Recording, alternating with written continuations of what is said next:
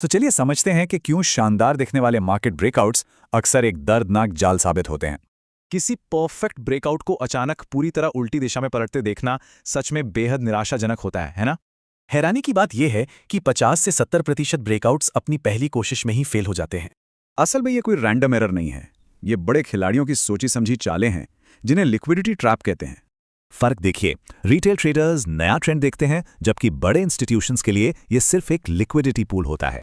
बड़े इंस्टीट्यूशंस को बिना स्लिपेज अपनी भारी पोजीशंस भरने के लिए इसी रिटेल स्टॉप लॉस वाले ईंधन की जरूरत होती है।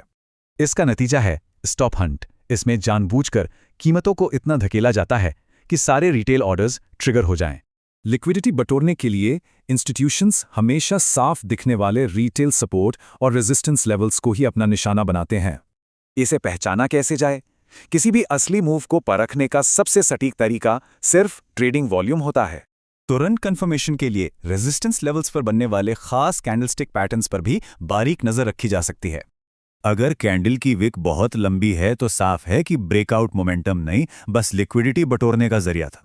प्रो ट्रेडर्स डेल्टा डाइवर्जेंस देखते हैं, जहां भारी डिमांड के बिना पतली लिक्विडिटी पर कीमतें ऊपर चली जाती हैं। ये ट्रैप्स हम इंसानों पर इतने असरदार क्यों होते हैं? इसके पीछे कुछ बहुत गहरे बायोलॉजिकल कारण छिपे हुए हैं। कीमतों में अचानक उछाल आने पर किसी भी इंसान की तार्किक सोच क्षमता 60% तक गिर सकती है। ये अमिगडाला हाईजैक सीधा फोमो पैदा करता है, जिससे अक्सर बिल्कुल टॉप पर जल्दबाजी में खरीदारी हो जाती है। इसके अलावा हम इंसान बायोलॉजिकली किसी भी नुकसान के दर्द को करीब 2.5 गुना ज्यादा गहराई से महसूस करते हैं। ट्रैप में फंसने से स्ट्रेस हार्मोन कॉर्टिसोल रिलीज होता है, जो तुरंत रिवेंज ट्रेडिंग करने की खतरनाक इच्छा जगाता है। इस चक्र से बचने के लिए प्रोफेशनल्स एवरेज ट्रू रेंज पर आधारित डायनामिक स्टॉप लॉस का इस्तेमाल करते हैं, या फिर ट्रैप में फंसने के बजाय इन रिवर्सल स्टेप्स को अपनाकर फेक आउट का फायदा भी उठाया जा सकता है।